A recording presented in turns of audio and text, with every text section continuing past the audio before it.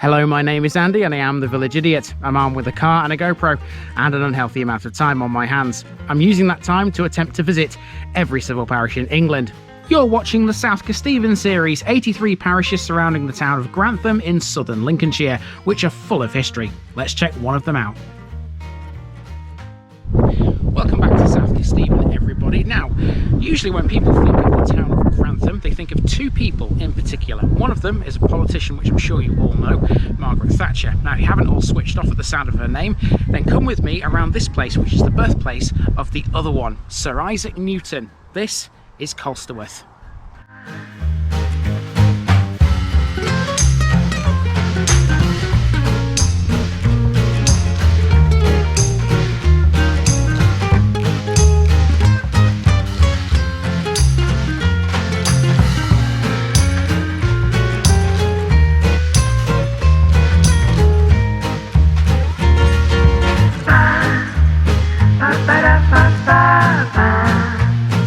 Here's my disclaimer for people who may be watching me for the first time. I say things as I would in my native accent and dialect. As a result, I may not pronounce things in the same way as the locals do. Remember, I'm a visitor. It's impossible to know everything. Leave me a comment, spin me a like and bash that subscribe button. Let's get to today's parish video. For South Kesteven this week, we've come to Colsterworth, a large village close to the A1. The name Colsterworth derives from the Old English words colestre and worth, which means enclosure of the charcoal burners. Its name appears as Colsteuorde in the Domesday Book. Colsterworth is sited on a limestone ridge with the River Witham running below it, dividing it from Woolsthorpe. There were in fact 3 villages here at one time, but the expansion of Colsterworth has practically engulfed the hamlet of Twyford, although its name still survives thanks to nearby Twyford Wood. Colsterworth, Woolsthorpe and Twyford are all separately entered into the Domesday Book. These are all villages that date back to at least Roman times, and their position close to the A1 put them close to Ermine Street. Colsterworth would later become important for its coaching inns on the Great North Road. Overwhelmingly though, this place is most famed for being the birthplace of Sir Isaac Newton. Newton was born in Woolsthorpe, but seeing as Colsterworth Parish covers the whole of that settlement and by extension the house where he lived, it can claim to be his birthplace. There will be quite a few references to Newton as we wander around both Colsterworth and Woolsthorpe, and we'll be discussing his well-known discovery too, gravity. Welcome to the parish, which changed the world, literally.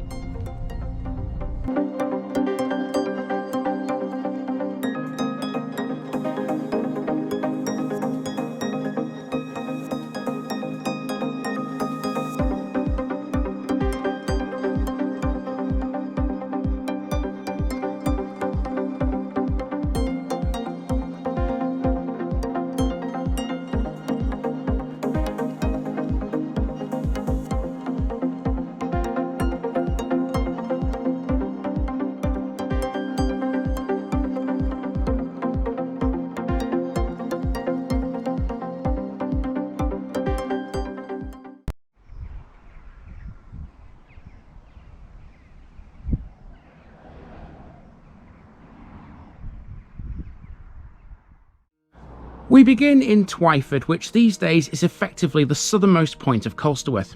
It's here where we find our first major landmark, which is the War Memorial.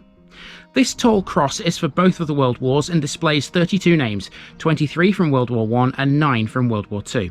Adjacent to the memorial is a metal bench seat decorated with poppies. Now to go north up the B6403, or the High Street, towards Colsterworth Church. The area between the church and Twyford was once known as Dunkirk. Colsterworth used to be on the Channel's favourite turnpike, the Great North Road. This meant it was soon to become an important place for travellers. It was appointed a post town, and by the mid-19th century it had a thriving coaching trade. There were numerous inns. At its peak, Colsterworth could boast 10 of them. However, the village was bypassed in 1935, and the coaching inns have now been transformed into houses or business properties, and some have been demolished completely. Okay, so we're halfway up the high street. I'm stood in a nice shady spot. It's still quite warm out here. It's about 5:30, 6 o'clock, and it's still, you know, the heat is still very much on. Tells you what the British summertime is like. Okay, so in view here we have the shop. You can see it on the right. That's Colsterworth's Family shopper, apparently, according to what the sign above the door says. I'm going to head for that. There's a few other buildings on this side of the road, including this one here, which look quite interesting. We'll catch them all.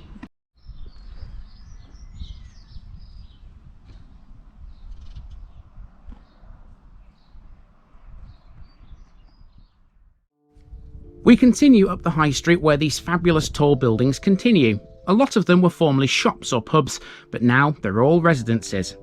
On the wall of one of them is a parish notice board. Colsterworth is in the books, everybody, 6 down and 77 to go in South Kesteven. This board is on the wall at number 44A High Street, also known as Newton House. There's no prizes for guessing where that name comes from. It's directly opposite the shop, one of two which we'll see on this route. The other is a co-op, which is on Bridge End. That's what the high street eventually becomes the further north you go. At certain points, this road feels quite narrow given how close to it the buildings are. One building that's not right on the curbside, though, is the White Lion. Despite there once being an abundance of pubs in the village, the White Lion is now the only one that remains. It serves good food and a choice of real ales. Now, those of you with a keen ear in that last shot would have heard the bells ringing here in Colsterworth. That's because we are right outside the church, and that is our next thing to talk about.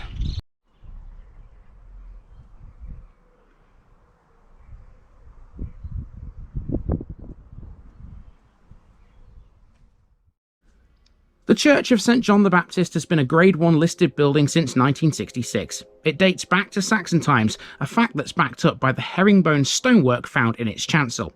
Its Norman arches were preserved during a Victorian renovation. The surrounding churchyard has been closed for almost a century, but it's kept nice and tidy by the parish council.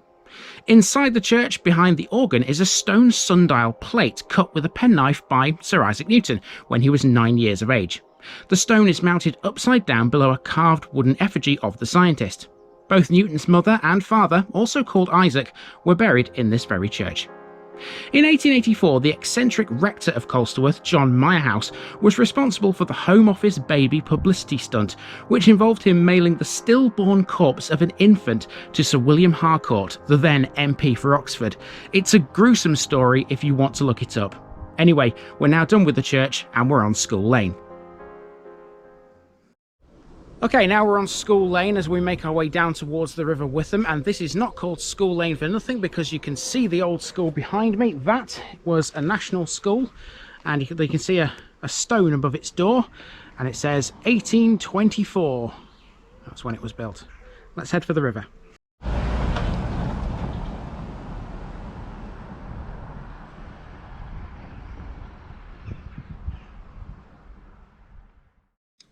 Next to pass is the village's cemetery, which occupies a small plot right next to the River Witham. Woolsthorpe, which we're heading for, has its own. Here's the Witham, and notice here how much wider and faster the river has become in comparison to the mere trickle we saw at North Witham. There's no chance of fording it here. By following the road to the right and then back to the left, we come to Watt Avenue. This forms part of a brand new estate which was built in 2009 called Newton Grange. It was formerly land used for steel storage and distribution.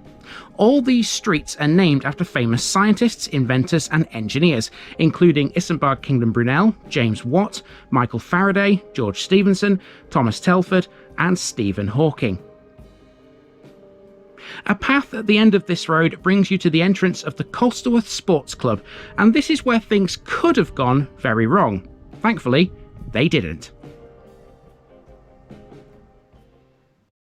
Okay, so this is the only part of the route I was a little bit sketchy about because I couldn't see where a footpath apparently exists over there, somewhere in them trees. You can't see where it goes on the map. Hopefully it comes back out on the road over there. If it doesn't, I'll have to walk back down here. Anyway, I'm going down here no matter what because I want to catch not just the recreation ground, which you just saw a moment ago, but also this building down here.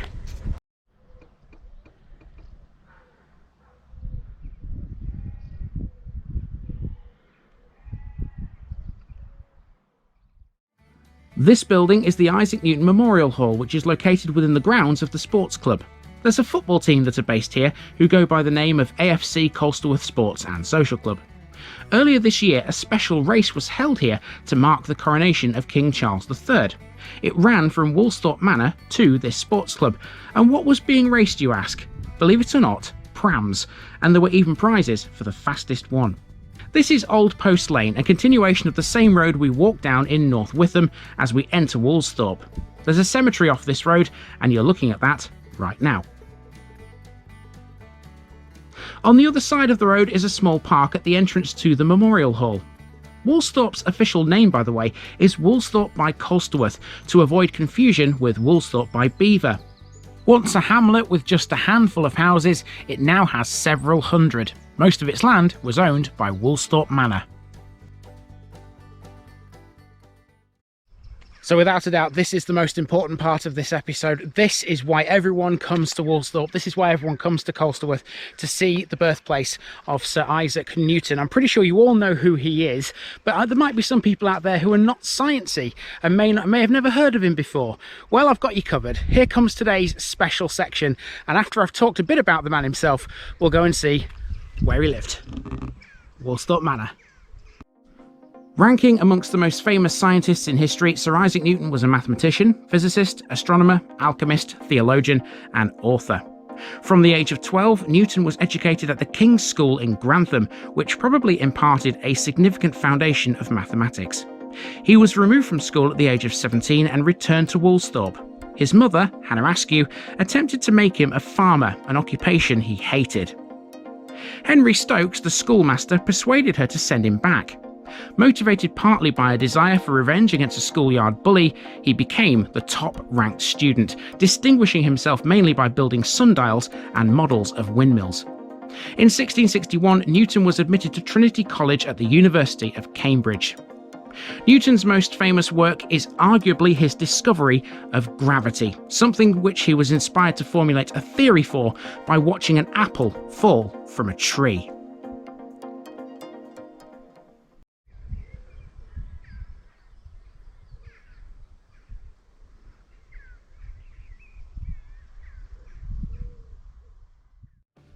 So this is where the world literally changed thanks to Newton's apple. This is the Grade 1 listed Woolsthorpe Manor, where Newton was born on Christmas Day 1642. At that time it was a yeoman's farmstead, principally rearing sheep.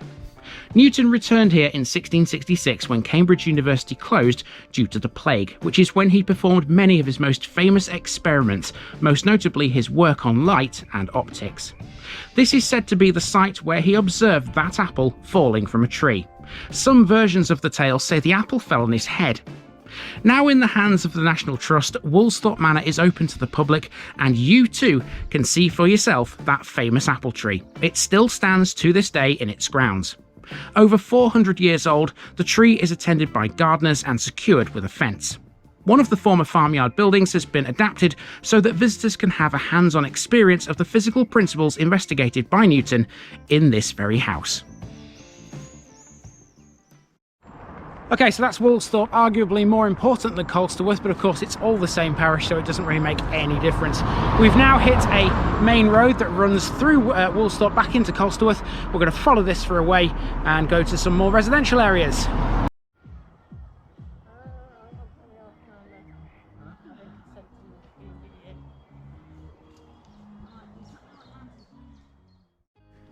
Here we're still in Woolsthorpe, but we're now heading back to Colsterworth by using the very long Woolsthorpe Road. This will take us over the River Witham again in a moment, but before that there's a bench. Normally this is the kind which is reserved for war memorials, but this one memorialises Sir Isaac Newton, and so it should. Here's the Witham again, which defines the boundary between Colsterworth and Woolsthorpe. Don't be fooled by how close it looks, it's a long way down there. Now we're on Bridge End as we return to Colsterworth. To the north of this area there's a junction with the A1 and the Colsterworth Nature Trail. Next up we have the Co-op. This has recently undergone a massive £600,000 transformation which trebled the size of the shop. It now offers an enhanced in-store bakery and a coffee dispenser too, moving with the times. Just past the shop there's a row of almshouses which front the B6403. These bear a date stone saying 1861. If I'd have known how hilly this place was, I would have done this first out of the ones in South Kesteven which you've seen. The others were all fairly flat. This one has now turned into a bit of a nightmare because now I'm near the end of the route, but I'm starting to climb all the hills now and I'm knackered.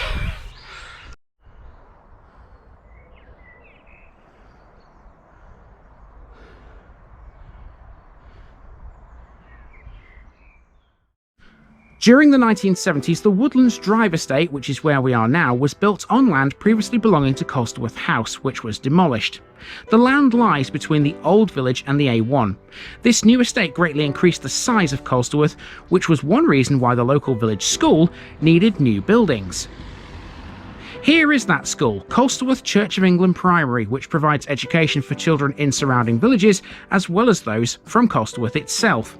It opened in 1973, replacing the previous school buildings in School Lane. The school is also what's known as a guardian school for Woolsthorpe Manor. Now, I'm pretty sure you'll all remember the branch surgery we saw in South Witham. Over the road from the school is its parent surgery, the Colsterworth Medical Practice.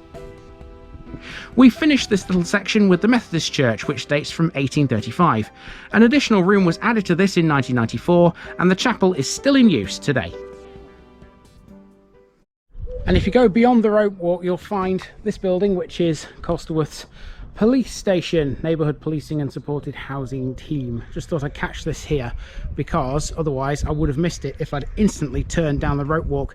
Well, that is where the route is going. We're going down the side of the Methodist Church, which you've just seen. This is the last section of the walk now. This will take us to some kind of playing field, recreational area, and we'll end up on a footpath which comes back to this road, which is where I parked the car.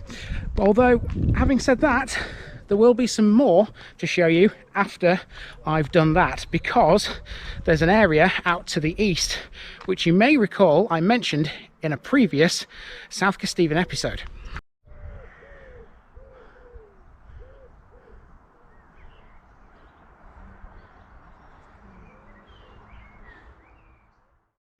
The path leads to a recreational area which has the biggest of Colsterworth's 3 playgrounds. This will take us onto Colsteuorde again and into another housing estate. This building next to the park is a nursery called Little Legs. It also doubles as a youth centre, and there's a defib machine on the wall too. This is all next to Colsterworth Bowls Club. Couldn't find anything of interest about this one really, but a general search suggests they're members of the Stamford and District Bowls League. The remainder of the walk is all housing now. Believe it or not, Colsterworth is still a growing settlement. The last major development was Newton Grange, but more housing has been proposed alongside the A1. That cements Colsterworth's modern status as a commuter village. To be fair, there is little here in the way of employment. Farming, the traditional occupation for centuries, still provides some employment though at farms around the area. Other than that, people often travel into Grantham or into Stamford for work. Okay, I'm almost back to the car. It's within my sight. It's just a couple of yards away. I'll be honest with you, the end of that route was really, really difficult. I wouldn't want to try and walk it again. So it's a beautiful place though, Colsterworth. It's got loads of history and loads to see. We're not quite finished though, because now I'm going to hop in the car. I'm going to drive over the A1 and head towards Twyford Woods. Now in those woods, there's something which I've mentioned before, and that's the former RAF North Witham.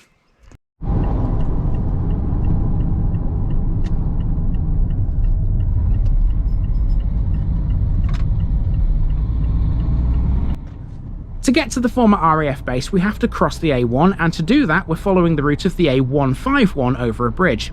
This bridge hasn't always been here though. In 2010, Colsterworth Junction was redeveloped, and the roundabout that was here previously was removed.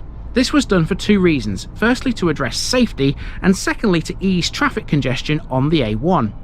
Before the roundabout, the junction was just a simple crossroads. This brand new bridge runs around the southern edge of Colsterworth services. A hub of service station activity, Colsterworth's facilities include food outlets like Burger King, McDonald's and Greggs, and a hotel, a travel lodge. The award-winning Colsterworth truck stop is part of the services too, one of the key overnight stopping places for lorries and coaches on the A1. So here we are then at the entrance to Twyford Wood. You can see the car park behind me. It's a 5-minute walk from that car park onto the old airbase. You can walk directly onto one of the old runways. Apparently it's a really good place to walk your dog. Let's go and find out if that's true.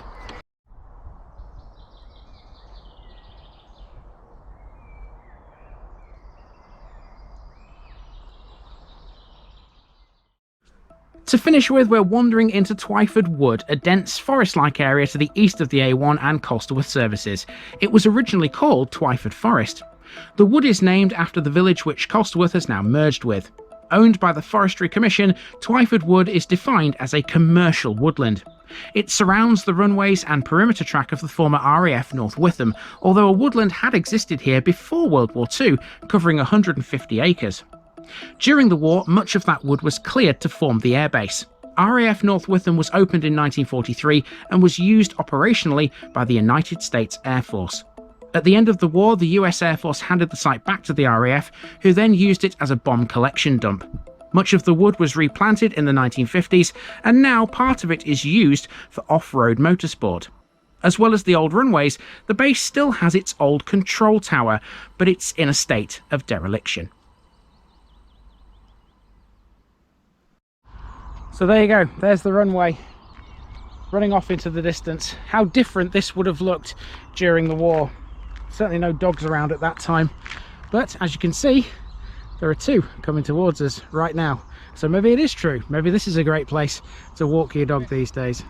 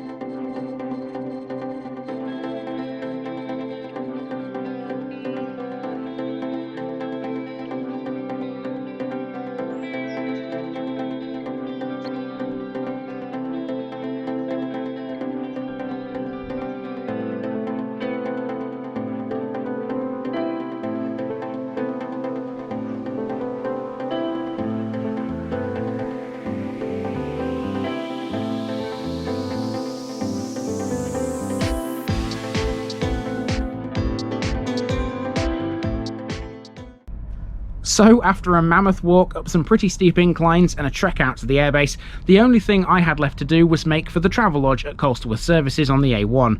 That's it for Colsterworth and for South Kesteven for now. Rest assured I will be back very soon to cover some more of this amazing district. Bye for now.